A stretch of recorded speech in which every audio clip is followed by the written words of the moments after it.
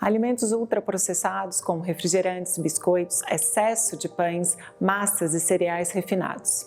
O que eles têm em comum? Se você pensou no açúcar, um termo genérico para carboidratos, acertou. É preciso ficar atento ao tipo de carboidrato e à quantidade consumida ao longo do dia. Quanto maior o consumo de alimentos altamente palatáveis, constituídos principalmente por altas concentrações de carboidratos refinados, ou seja, açúcares, maior o prazer momentâneo. E, na verdade, aquele alimento tão desejado deixa de ser uma ocasião e se torna um hábito. E com esse hábito estabelecido, existe uma maior possibilidade de gerar um superávit calórico, ou seja, um consumo de calorias mais alto do que você gasta e, consequentemente, irá impactar de forma negativa a sua saúde. Um exemplo simples é, se você consome mais calorias que você gasta, maior a chance de gerar excedente de açúcar no organismo, que será transformado em triglicérides e armazenado como gordura. Que a médio e longo prazo, esse excesso pode contribuir também para o desenvolvimento de doenças como diabetes e obesidade. Mas vamos um pouco mais além. Olha só que interessante e, de certa forma, preocupante. Você sabia que o excesso de açúcar pode aumentar a demanda de outros nutrientes importantes para o nosso organismo? Vou explicar como isso acontece. O consumo elevado de açúcar pode levar a uma condição clínica conhecida como hiperglicemia, que é o aumento de açúcar no sangue. Níveis de açúcar sanguíneos altos pode desencadear uma reação de glicação, ou seja, as moléculas de açúcares unem-se às estruturas proteicas presentes no sangue, levando à formação de AGEs, que são produtos finais de glicação, que podem alterar o equilíbrio antioxidante do organismo. Isso porque os AGEs podem interagir com os receptores de diversos tipos de células, entre elas algumas células do sistema imune, células musculares lisas, endoteliais e neuronais, levando a um aumento de expressão de citocinas inflamatórias e, consequentemente, uma produção excessiva de radicais livres. E quando o tema é radicais livres, quanto maior a produção dessas espécies reativas, maior é a nossa demanda por nutrientes que participam da nossa defesa antioxidante. E quem ganha destaque são as vitaminas do complexo B, vitamina C, vitamina E, bem como os minerais zinco, cobre, cromo, manganês, magnésio e selênio. Diante de tudo isso, fica fácil identificar a associação entre a hiperglicemia provocada pelo excesso no consumo de açúcares e uma maior demanda de nutrientes relevantes para a nossa capacidade total antioxidante. Outro aspecto importante é a correlação da hiperglicemia com os neurotransmissores e o impacto no comportamento alimentar. Por exemplo, a serotonina é considerada um neurotransmissor que regula o apetite, reduz vontade de consumir doces, diminui a compulsão e melhora o bem-estar. Mas para que a sua produção aconteça de forma adequada, é necessário alguns nutrientes como triptofano, ferro, vitamina C, vitamina B3, ácido fólico, magnésio e vitamina B6. E por que eu estou trazendo esse tema? Porque a hiperglicemia, além de desencadear um processo inflamatório, promove um déficit desses nutrientes e, dessa forma, altera a produção de serotonina. Logo, reduz a percepção de saciedade, desencadeia o humor depressivo e o desejo por alimentos doces, que vão nutrir esse ciclo vicioso e patológico da hiperglicemia.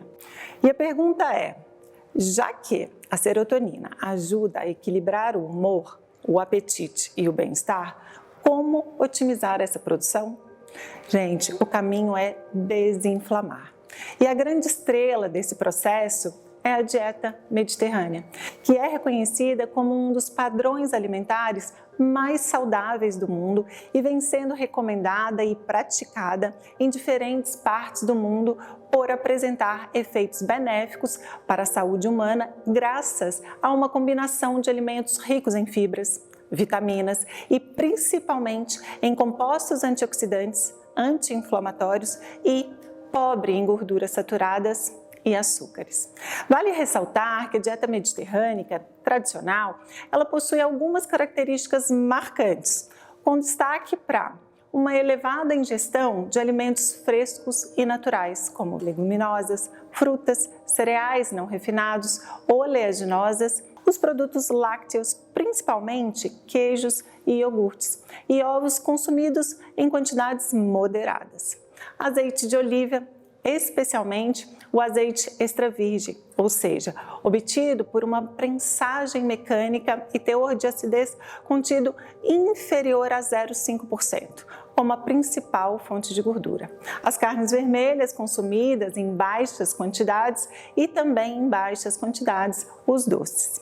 Consumo de peixes mais comum nas regiões próximas ao mar, por questão de logística e cultural. Além disso, atividade física regular, descanso adequado e o convívio social também são parte integrante desse padrão mediterrâneo. Tudo isso que eu disse são estratégias simples que podem contribuir de forma positiva na capacidade antioxidante, na modulação dos processos inflamatórios e no equilíbrio da produção de serotonina. E eu vou um pouco mais além. Evitar o excesso de agentes pró-inflamatórios, como o excesso de açúcares refinados ao longo dos anos, pode ter impactos importantes, principalmente no nosso maestro metabólico, que é o sono. Vamos lá! Para produzirmos melatonina, conhecida popularmente como hormônio do sono, nós precisamos de serotonina. Mas além da serotonina, existem cofatores essenciais para que essa síntese ocorra, como as vitaminas do complexo B e o magnésio. E o que eu trouxe no começo desse vídeo foi que a inflamação decorrente da hiperglicemia, provocada pelo excesso de açúcares, diminui boa parte desses micronutrientes, que reduz a nossa capacidade total antioxidante e prejudicando dessa forma a produção de serotonina, que por sua vez vai alterar a produção de melatonina, comprometendo a qualidade do sono. É fato que quando produzimos níveis adequados de melatonina, nós dormimos melhor, melhoramos a produção de leptina, que é o hormônio da saciedade, modulamos a produção também de grelina, que é o hormônio do apetite. E como resultado, reduzimos a fome hedônica, motivada pela emoção. Já ao contrário, quando existe um comprometimento nessa arquitetura do sono, o cortisol se eleva, a grelina também se eleva, a leptina diminui. Dessa forma, o apetite aumenta, principalmente por alimentos açucarados. E o que aprendemos com tudo isso? Que a deficiência de vitaminas e minerais pode alterar os níveis adequados de neurotransmissores, reduzir os hormônios reguladores do apetite e modificar o comportamento alimentar, elevando o desejo por doce. Portanto, é importante sempre mantermos todos os micronutrientes em valores adequados no nosso organismo.